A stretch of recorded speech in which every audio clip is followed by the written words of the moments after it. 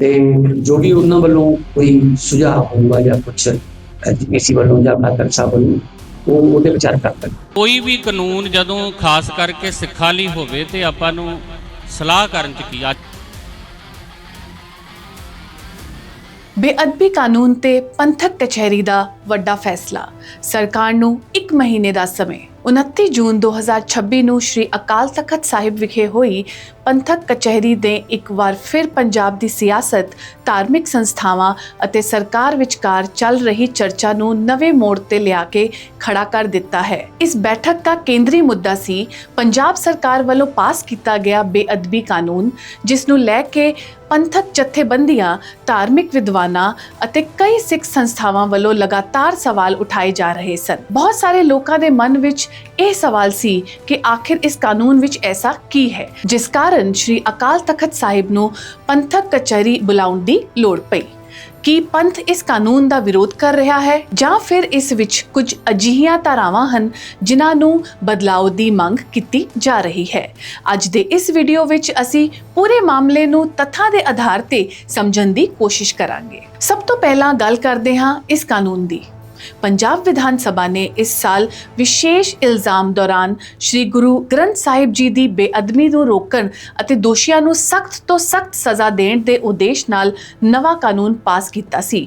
ਇਸ ਕਾਨੂੰਨ ਦੇ ਵਿੱਚ ਉਮਰ ਕੈਦ ਤੱਕ ਦੀ ਸਜ਼ਾ, ਭਾਰੀ ਜੁਰਮਾਨਾ ਅਤੇ ਬੇਅਦਬੀ ਦੇ ਮਾਮਲਿਆਂ ਨੂੰ ਗੰਭੀਰ ਅਪਰਾਧ ਦੀ ਸ਼੍ਰੇਣੀ ਵਿੱਚ ਰੱਖਣ ਵਰਗੀਆਂ ਵਿਵਸਥਾਵਾਂ ਸ਼ਾਮਿਲ ਕੀਤੀਆਂ ਗਈਆਂ।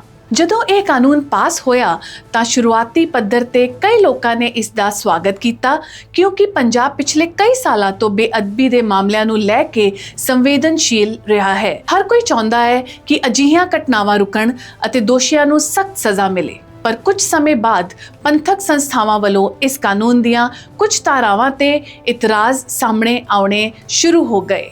ਇਤਰਾਜ਼ ਸਜ਼ਾ ਨੂੰ ਲੈ ਕੇ ਨਹੀਂ ਸੀ, ਸਗੋਂ ਕਾਨੂੰਨ ਦੇ ਢਾਂਚੇ ਅਤੇ ਉਸ ਵਿੱਚ ਵਰਤੀ ਗਈਆਂ ਕੁਝ ਵਿਵਸਥਾਵਾਂ ਨੂੰ ਲੈ ਕੇ ਸੀ। ਇਸੇ ਕਾਰਨ 29 ਜੂਨ 2026 ਨੂੰ ਸ਼੍ਰੀ ਅਕਾਲ ਤਖਤ ਸਾਹਿਬ ਵਿਖੇ ਪੰਥਕ ਕਚਹਿਰੀ ਸੱਦੀ ਗਈ। ਇਸ ਵਿੱਚ ਵੱਖ-ਵੱਖ ਸਿਆਸੀ ਪਾਰਟੀਆਂ ਨਾਲ ਸੰਬੰਧਿਤ ਸਿੱਖ ਵਿਧਾਇਕਾਂ, ਮੰਤਰੀਆਂ ਅਤੇ ਪੰਜਾਬ ਵਿਧਾਨ ਸਭਾ ਦੇ ਸਪੀਕਰ ਨੂੰ ਵੀ ਹਾਜ਼ਰ ਹੋਣ ਲਈ ਕਿਹਾ ਗਿਆ, ਤਾਂ ਕਿ ਉਹ ਦੱਸ ਸਕਣ ਕਿ ਇਹ ਕਾਨੂੰਨ ਕਿਹੜੇ ਵਿਚਾਰਾਂ ਨਾਲ ਬਣਾਇਆ ਗਿਆ ਅਤੇ ਪੰਥਕ ਸੰਸਥਾਵਾਂ ਨਾਲ ਪਹਿਲਾਂ ਸਲਾਹ ਕਿਉਂ ਨਹੀਂ ਕੀਤੀ ਗਈ। ਬੈਠਕ ਦੌਰਾਨ ਸਭ ਤੋਂ ਪਹਿਲਾਂ ਇਹ ਗੱਲ ਸਪਸ਼ਟ ਕੀਤੀ ਗਈ ਕਿ ਕੋਈ ਵੀ ਧਿਰ ਬੇਅਦਬੀ ਕਰਨ ਵਾਲਿਆਂ ਲਈ ਨਰਮ ਰਵੱਈਏ ਦੀ ਹਮਾਇਤ ਨਹੀਂ ਕਰਦੀ। ਸਾਰੇ ਪੱਖ ਇਸ ਗੱਲ ਤੇ ਸਹਿਮਤ ਹਨ ਕਿ ਸ਼੍ਰੀ ਗੁਰੂ ਗ੍ਰੰਥ ਸਾਹਿਬ ਜੀ ਦੀ ਬੇਅਦਬੀ ਇੱਕ ਬਹੁਤ ਗੰਭੀਰ ਅਪਰਾਧ ਹੈ ਅਤੇ ਅਜਿਹਿਆਂ ਮਾਮਲਿਆਂ ਵਿੱਚ ਸਖਤ ਕਾਰਵਾਈ ਹੋਣੀ ਚਾਹੀਦੀ ਹੈ। ਪਰ ਸਵਾਲ ਇਹ ਸੀ ਕਿ ਕਾਨੂੰਨ ਬਣਾਉਣ ਦਾ ਤਰੀਕਾ ਅਤੇ ਉਸ ਦੀਆਂ ਕੁਝ ਧਾਰਾਵਾਂ ਪੰਥਕ ਪਰੰਪਰਾਵਾਂ ਦੇ ਅਨੁਕੂਲ ਹਨ ਜਾਂ ਨਹੀਂ। ਪੰਥਕ ਕਚਹਿਰੀ ਦੌਰਾਨ ਚਰਚਾ ਵਿੱਚ ਕੁਝ ਮੁੱਖ ਇਤਰਾਜ਼ ਸਾਹਮਣੇ ਆਏ।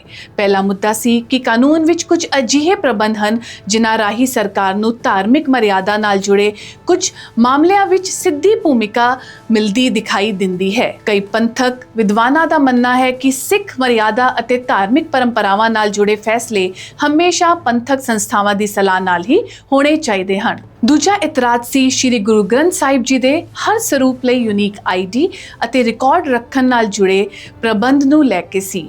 ਕੁਝ ਧਾਰਮਿਕ ਸੰਸਥਾਵਾਂ ਦਾ ਮੰਨਣਾ ਹੈ ਕਿ ਇਸ ਤਰ੍ਹਾਂ ਦੀ ਵਿਵਸਥਾ ਨੂੰ ਲਾਗੂ ਕਰਨ ਤੋਂ ਪਹਿਲਾਂ ਪੰਥ ਨਾਲ ਵਿਸਤਾਰਪੂਰਵਕ ਵਿਚਾਰ ਵਟਾਂਦਰਾ ਹੋਣਾ ਚਾਹੀਦਾ ਸੀ। ਇਸ ਤੋਂ ਇਲਾਵਾ ਕਾਨੂੰਨ ਵਿੱਚ ਵਰਤੇ ਗਏ ਕੁਝ ਸ਼ਬਦਾਂ ਅਤੇ ਪ੍ਰਬੰਧਾਂ ਬਾਰੇ ਵੀ ਸਵਾਲ ਉਠਾਏ ਗਏ।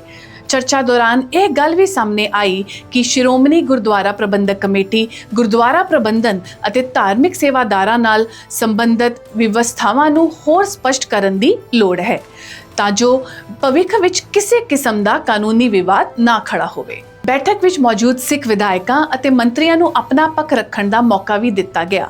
ਉਹਨਾਂ ਨੇ ਦੱਸਿਆ ਕਿ ਕਾਨੂੰਨ ਦਾ ਮਕਸਦ ਸਿਰਫ ਬੇਅਦਬੀ ਦੀਆਂ ਘਟਨਾਵਾਂ ਨੂੰ ਰੋਕਣਾ ਅਤੇ ਦੋਸ਼ੀਆਂ ਨੂੰ ਸਖਤ ਸਜ਼ਾ ਦਿਵਾਉਣਾ ਹੈ। ਨਾਲ ਹੀ ਇਹ ਵੀ ਕਿਹਾ ਗਿਆ ਕਿ ਜੇ ਪੰਥਕ ਸੰਸਥਾਵਾਂ ਨੂੰ ਕਿਸੇ ਧਾਰਾ ਤੇ ਇਤਰਾਜ਼ ਹੈ ਤਾਂ ਉਸ ਬਾਰੇ ਵਿਚਾਰ ਕੀਤਾ ਜਾ ਸਕਦਾ ਹੈ। ਲੰਬੀ ਚਰਚਾ ਤੋਂ ਬਾਅਦ ਸ਼੍ਰੀ ਅਕਾਲ ਤਖਤ ਸਾਹਿਬ ਵੱਲੋਂ ਸਭ ਤੋਂ ਮਹੱਤਵਪੂਰਨ ਫੈਸਲਾ ਸੁਣਾਇਆ ਗਿਆ। ਸਰਕਾਰ ਨੂੰ ਕਿਹਾ ਗਿਆ ਕਿ ਉਹ 1 ਮਹੀਨੇ ਦੇ ਅੰਦਰ ਕਾਨੂੰਨ ਦੀਆਂ ਵਿਵਾਦਤ ਧਾਰਾਵਾਂ ਤੇ ਮੁੜ ਵਿਚਾਰ ਕਰੇ ਅਤੇ ਪੰਥਕ ਭਾਵਨਾਵਾਂ ਦੇ ਅਨੁਸਾਰ ਜ਼ਰੂਰੀ ਰਿਸਰਚ ਬਾਰੇ ਆਪਣਾ ਰੁਖ ਸਪਸ਼ਟ ਕਰੇ। ਇਹ ਧਿਆਨ ਦੇਣ ਵਾਲੀ ਗੱਲ ਹੈ ਕਿ ਇਸ ਮੌਕੇ ਤੇ ਕਾਨੂੰਨ ਨੂੰ ਪੂਰੀ ਤਰ੍ਹਾਂ ਰੱਦ ਕਰਨ ਦੀ ਮੰਗ ਨਹੀਂ ਕੀਤੀ ਗਈ। ਜ਼ੋਰ ਇਸ ਗੱਲ ਤੇ ਦਿੱਤਾ ਗਿਆ ਕਿ ਜਿੱਥੇ ਲੋੜ ਹੋਵੇ ਉੱਥੇ ਸ਼ੋਧ ਕਰਕੇ ਕਾਨੂੰਨ ਨੂੰ ਹੋਰ ਸੰਤੁਲਿਤ ਅਤੇ ਪੰਥਕ ਰਿਵਾਇਤਾਂ ਦੇ ਅਨੁਕੂਲ ਬਣਾਇਆ ਜਾਵੇ। ਇੱਥੇ ਇੱਕ ਹੋਰ ਮਹੱਤਵਪੂਰਨ ਗੱਲ ਵੀ ਸਾਹਮਣੇ ਆਈ। ਪੰਥਕ ਕਚਹਿਰੀ ਨੇ ਇਹ ਸੰਦੇਸ਼ ਦਿੱਤਾ ਕਿ ਭਵਿੱਖ ਵਿੱਚ ਜੇ ਸਿੱਖ ਧਰਮ ਮਰਿਆਦਾ ਜਾਂ ਗੁਰਦੁਆਰਾ ਪ੍ਰਬੰਧ ਨਾਲ ਜੁੜਿਆ ਕੋਈ ਵੀ ਮਹੱਤਵਪੂਰਨ ਕਾਨੂੰਨ ਬਣਾਇਆ ਜਾਂਦਾ ਹੈ ਤਾਂ ਉਸ ਤੋਂ ਪਹਿਲਾਂ ਪੰਥਕ ਸੰਸਥਾਵਾਂ ਨਾਲ ਵਿਸਤਾਰਪੂਰਵਕ ਸਲਾਹ ਮਸ਼ਵਰਾ ਕੀਤਾ ਜਾਣਾ ਚਾਹੀਦਾ ਹੈ। ਇਸ ਨਾਲ ਗਲਤਫਹਿਮੀਆਂ ਦੀ ਵੀ ਕੋਈ ਗੁੰਜਾਇਸ਼ ਨਹੀਂ ਰਹੇਗੀ ਤੇ ਕਾਨੂੰਨ ਨੂੰ ਵਿਆਪਕ ਸਵੀਕ੍ਰਿਤੀ ਵੀ ਮਿਲੇਗੀ। ਇੱਥੇ ਸਵਾਲ ਇਹ ਵੀ ਉੱਠਦਾ ਹੈ ਕਿ ਸਰਕਾਰ ਹੁਣ ਇਸ ਕਾਨੂੰਨ ਵਿੱਚ ਸ਼ੋਧ ਕਰੇਗੀ ਕਿ 1 ਮਹੀਨੇ ਦੇ ਅੰਦਰ ਕੋਈ ਨਵਾਂ ਬਿੱਲ ਤਿਆਰ ਹੋਵੇਗਾ ਜਾਂ ਫਿਰ ਮਾਮਲਾ ਹੋਰ ਲੰਬਾ ਚੱਲੇਗਾ। ਹੁਣ ਸਭ ਤੋਂ ਵੱਡਾ ਸਵਾਲ ਇਹ ਹੈ ਕਿ 29 ਜੂਨ 2026 ਦੀ ਪੰਥਕ ਕਚਹਿਰੀ ਤੋਂ ਬਾਅਦ ਅੱਗੇ ਕੀ ਹੋਵੇਗਾ। ਕੀ ਪੰਜਾਬ ਸਰਕਾਰ ਸ਼੍ਰੀ ਅਕਾਲ ਤਖਤ ਵੱਲੋਂ ਜਤਾਏ ਗਏ ਇਤਰਾਜ਼ਾਂ ਨੂੰ ਸਵੀਕਾਰ ਕਰੇਗੀ ਜਾਂ ਫਿਰ ਮੌਜੂਦਾ ਕਾਨੂੰਨ ਨੂੰ ਹੀ ਬਰਕਰਾਰ ਰੱਖਿਆ ਜਾਵੇਗਾ। ਇਹ ਉਹ ਸਵਾਲ ਹਨ ਜਿਨ੍ਹਾਂ ਦੇ ਜਵਾਬ ਆਉਣ ਵਾਲੇ 1 ਮਹੀਨੇ ਦੇ ਵਿੱਚ ਸਾਫ਼ ਹੋ ਜਾਣਗੇ। ਪੰਥਕ ਕਚਹਿਰੀ ਤੋਂ ਬਾਅਦ ਸਭ ਤੋਂ ਵੱਡਾ ਸੰਦੇਸ਼ ਇਹ ਸਾਹਮਣੇ ਆਇਆ ਕਿ ਬੇਅਦਬੀ ਕਰਨ ਵਾਲਿਆਂ ਲਈ ਸਖਤ ਸਜ਼ਾ ਦੇਣ ਤੇ ਕਿਸੇ ਨੂੰ ਕੋਈ ਇਤਰਾਜ਼ ਨਹੀਂ ਹੈ। ਇਸ ਮਾਮਲੇ ਤੇ ਲਗਭਗ ਸਾਰੀਆਂ ਪਾਰਟੀਆਂ ਦੀ ਸੋਚ ਇੱਕੋ ਜਿਹੀ ਹੈ। ਅਸਲ ਚਰਚਾ ਸਜ਼ਾ ਨੂੰ ਲੈ ਕੇ ਨਹੀਂ ਹੈ, ਸਗੋਂ ਕਾਨੂੰਨ ਦੇ ਢਾਂਚੇ, ਉਸ ਦੀ ਭਾਸ਼ਾ ਅਤੇ ਕੁਝ ਪ੍ਰਬੰਧਾਂ ਨੂੰ ਲੈ ਕੇ ਹੈ। ਸ਼੍ਰੀ ਅਕਾਲ ਤਖਤ ਸਾਹਿਬ ਨੇ ਇਹ ਵੀ ਸਪਸ਼ਟ ਕੀਤਾ ਕਿ ਸਿੱਖ ਧਰਮ ਨਾਲ ਜੁੜੇ ਮਾਮਲਿਆਂ ਵਿੱਚ ਪੰਥਕ ਪਰੰਪਰਾਵਾਂ ਅਤੇ ਧਾਰਮਿਕ ਸੰਸਥਾਵਾਂ ਦੀ ਭੂਮਿਕਾ ਨੂੰ ਨਜ਼ਰਅੰਦਾਜ਼ ਬਿਲਕੁਲ ਨਹੀਂ ਕੀਤਾ ਜਾ ਸਕਦਾ। ਜਦੋਂ ਵੀ ਅਜਿਹਾ ਕੋਈ ਕਾਨੂੰਨ ਬਣਾਇਆ ਜਾਵੇ ਜੋ ਸ਼੍ਰੀ ਗੁਰੂ ਗ੍ਰੰਥ ਸਾਹਿਬ ਜੀ, ਗੁਰਦੁਆਰਾ ਪ੍ਰਬੰਧ ਜਾਂ ਸਿੱਖ ਮਰਿਆਦਾ ਨਾਲ ਸਿੱਧਾ ਸੰਬੰਧ ਰੱਖਦਾ ਹੋਵੇ ਤਾਂ ਪਹਿਲਾਂ ਪੰਥਕ ਸੰਸਥਾਵਾਂ ਨਾਲ ਵਿਚਾਰ ਵਟਾਂਦਰਾ ਕਰਨਾ ਲਾਜ਼ਮੀ ਮੰਨਿਆ ਗਿਆ। ਇਸ ਮਾਮਲੇ ਦਾ ਇੱਕ ਹੋਰ ਪੱਖ ਵੀ ਹੈ। ਜੇ ਸਰਕਾਰ 1 ਮਹੀਨੇ ਦੇ ਅੰਦਰ ਸ਼ੋਧਾਂ ਲਈ ਸਹਿਮਤ ਹੋ ਜਾਂਦੀ ਹੈ ਤਾਂ ਸੰਭਵ ਹੈ ਕਿ ਵਿਧਾਨ ਸਭਾ ਵਿੱਚ ਸ਼ੋਧ ਬਿੱਲ ਲਿਆਂਦਾ ਜਾਵੇ। ਉਸ ਤੋਂ ਬਾਅਦ ਸ਼ੋਧੇ ਹੋਏ ਕਾਨੂੰਨ ਨੂੰ ਮੁੜ ਪਾਸ ਕਰਨ ਦੀ ਪ੍ਰਕਿਰਿਆ ਸ਼ੁਰੂ ਹੋ ਸਕਦੀ ਹੈ। ਪਰ ਜੇ ਸਰਕਾਰ ਮੌਜੂਦਾ ਕਾਨੂੰਨ ਵਿੱਚ ਕੋਈ ਤਬਦੀਲੀ ਨਾ ਕਰਨ ਦਾ ਫੈਸਲਾ ਕਰਦੀ ਹੈ ਤਾਂ ਫਿਰ ਮਾਮਲਾ ਹੋਰ ਗੰਭੀਰ ਚਰਚਾ ਦਾ ਵਿਸ਼ੇ ਬਣ ਸਕਦਾ ਹੈ। ਇੱਥੇ ਇਹ ਵੀ ਸਮਝਣਾ ਜ਼ਰੂਰੀ ਹੈ ਕਿ ਸ਼੍ਰੀ ਅਕਾਲ ਤਖਤ ਸਾਹਿਬ ਦਾ ਫੈਸਲਾ ਕਾਨੂੰਨੀ ਅਦਾਲਤ ਦਾ ਹੁਕਮ ਨਹੀਂ ਹੁੰਦਾ, ਪਰ ਸਿੱਖ ਪੰਥ ਵਿੱਚ ਇਸ ਦੀ ਧਾਰਮਿਕ ਅਤੇ ਨੈਤਿਕ ਮਹੱਤਵਤਾ ਬਹੁਤ ਵੱਡੀ ਮੰਨੀ ਜਾਂਦੀ ਹੈ। ਇਸ ਕਰਕੇ ਪੰਥਕ ਕਚਹਿਰੀ ਵਿੱਚ ਕੀਤੇ ਗਏ ਸੁਝਾਵਾਂ ਅਤੇ ਫੈਸਲਿਆਂ ਨੂੰ ਗੰਭੀਰਤਾ ਨਾਲ ਦੇਖਿਆ ਜਾਂਦਾ ਹੈ। ਇਸ ਪੂਰੇ ਮਾਮਲੇ ਦਾ ਸਿਆਸੀ ਅਸਰ ਵੀ ਘੱਟ ਨਹੀਂ ਹੈ ਕਿਉਂਕਿ ਇਹ ਕਾਨੂੰਨ ਪੰਜਾਬ ਵਿਧਾਨ ਸਭਾ ਵਿੱਚ ਸਰਬਸੰਮਤੀ ਨਾਲ ਪਾਸ ਹੋਇਆ ਸੀ।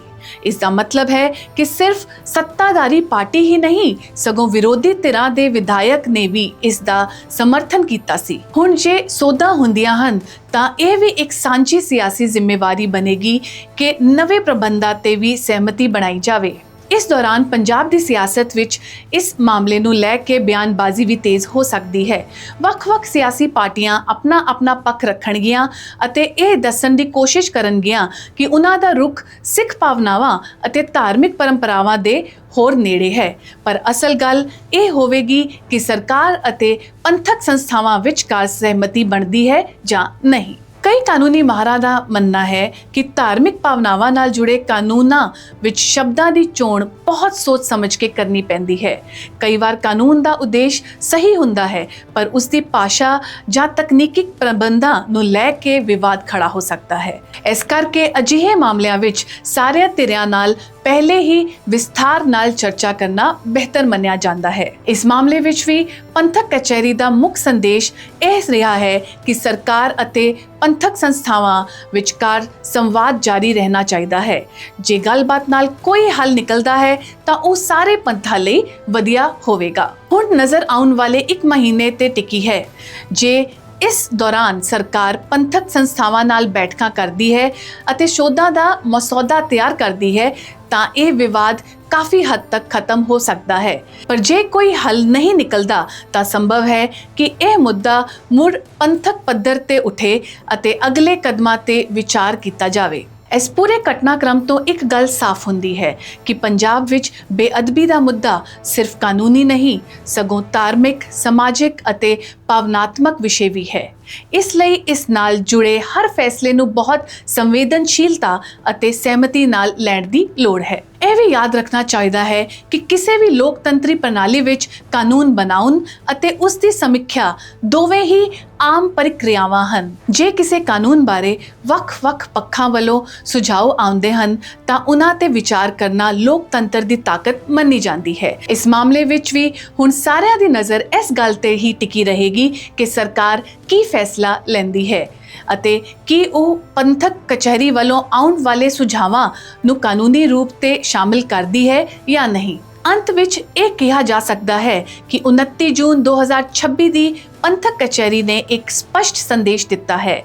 ਬੇਅਦਬੀ ਦੇ ਦੋਸ਼ੀਆਂ ਖਿਲਾਫ ਸਖਤ ਕਾਰਵਾਈ ਹੋਣੀ ਚਾਹੀਦੀ ਹੈ, ਪਰ ਇਸ ਦੇ ਨਾਲ-ਨਾਲ ਅਜਿਹਾ ਕਾਨੂੰਨ ਵੀ ਬਣੇ ਜੋ ਪੰਥਕ ਮਰਿਆਦਾ, ਧਾਰਮਿਕ ਪਰੰਪਰਾਵਾਂ ਅਤੇ ਸੰਵਿਧਾਨਿਕ ਪ੍ਰਕਿਰਿਆ ਤਿੰਨੋਂ ਵਿਚਕਾਰ ਸੰਤੁਲਨ ਕਾਇਮ ਰੱਖੇ। ਹੁਣ ਦੇਖਣਾ ਇਹ ਹੋਵੇਗਾ ਕਿ ਆਉਣ ਵਾਲੇ ਦਿਨਾਂ ਵਿੱਚ ਪੰਜਾਬ ਸਰਕਾਰ ਕਿਹੜੀ ਰਾਹ ਚੁਣਦੀ ਹੈ। ਕਿ 1 ਮਹੀਨੇ ਦੇ ਅੰਦਰ ਸ਼ੋਧਾਂ ਨਾਲ ਐਲਾਨ ਹੋਵੇਗਾ? ਕੀ ਸਰਕਾਰ ਅਤੇ ਪੰਥਕ ਸੰਸਥਾਵਾਂ ਵਿਚਕਾਰ ਸਹਿਮਤੀ ਬਣੇਗੀ ਜਾਂ ਇਹ ਮੁੱਦਾ ਪੰਜਾਬ ਦੀ ਸਿਆਸਤ ਵਿੱਚ ਹੋਰ ਵੱਡੀ ਚਰਚਾ ਦਾ ਕਾਰਨ ਬਣੇਗਾ? ਇਹਨਾਂ ਸਾਰੇ ਸਵਾਲਾਂ ਦੇ ਜਵਾਬ ਸਮਾਂ ਦੇਵੇਗਾ। ਤੁਹਾਡੀ ਇਸ ਪੂਰੇ ਮਾਮਲੇ ਬਾਰੇ ਕੀ ਰਾਏ ਹੈ ਕਿ ਸਰਕਾਰ ਨੂੰ ਪੰਥਕ ਸੰਸਥਾਵਾਂ ਦੇ ਸੁਝਾਵਾਂ ਅਨੁਸਾਰ ਕਾਨੂੰਨ ਵਿੱਚ ਸ਼ੋਧ ਕਰਨਾ ਚਾਹੀਦਾ ਹੈ ਜਾਂ ਮੌਜੂਦਾ ਕਾਨੂੰਨ ਹੀ ਕਾਫੀ ਹੈ? ਆਪਣੀ ਰਾਏ ਕਮੈਂਟ ਬਾਕਸ ਵਿੱਚ ਜ਼ਰੂਰ ਸਾਂਝਾ ਕਰੋ। ਜੇ ਤੁਹਾਨੂੰ ਸਾਡੀ ਇਹ ਰਿਪੋਰਟ ਪਸੰਦ ਆਈ ਹੋਵੇ ਤੇ ਵੀਡੀਓ ਨੂੰ ਲਾਈਕ ਕਰੋ, ਆਪਣੇ ਦੋਸਤਾਂ ਨਾਲ ਸ਼ੇਅਰ ਕਰੋ ਅਤੇ ਬੈਠਕ ਪੰਜਾਬ ਨੂੰ ਸਬਸਕ੍ਰਾਈਬ ਕਰਨਾ ਬਿਲਕੁਲ ਨਾ ਭੁੱਲੋ। ਧੰਨਵਾਦ। ਸਤਿ ਸ਼੍ਰੀ ਅਕਾਲ।